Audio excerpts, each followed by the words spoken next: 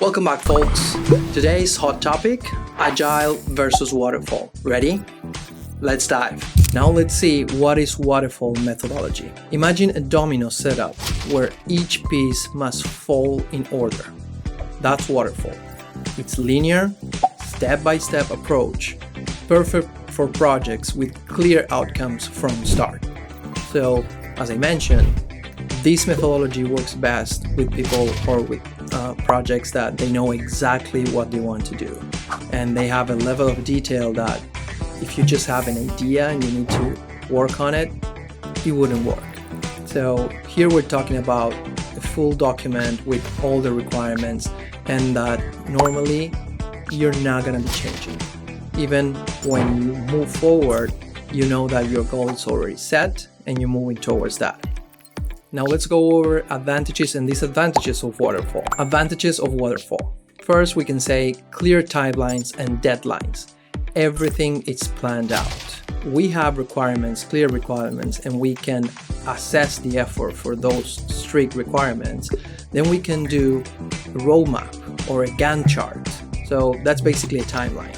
You probably see one before where you have like dates, start date, ending date, and then something else is connecting after that. Well, with this type of methodology, you can do that because you know how much time it's going to take one sprint or one piece of a feature or something to get developed and then to start the next one. Budget management.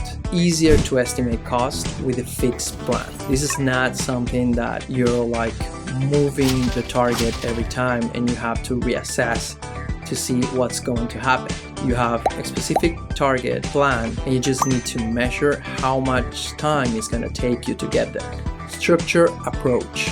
Simplicity in its step-by-step progression. As I mentioned before, you have a plan, you have a Gantt chart probably, and you just need to move from the first step all the way to the end of the line. Ideal for fixed requirements. Ideal perfect when you know exactly what's needed. Now let's go over disadvantages of Waterfall. Limited flexibility. Struggles with project changes. This is the opposite of Agile. Agile, as we mentioned, it goes with the flow and it's like a chameleon, right? So it changes. Waterfall, it doesn't. Normally you have a scope, and whenever somebody wants to change that, it's called a change of scope. And that means we need to reassess the project, because if that change occurs in the middle, then all the rest of the steps are gonna be pushed on the deadline. Potential for delays. If one phase lags, the whole project does. Late delivery. So this might not work for those that are a little bit anxious, but you only see the full product at the end. Reduced collaboration, less room for team input throughout the process. So here are some factors to consider and making a decision. Choosing between Agile and Waterfall isn't about the best methodology.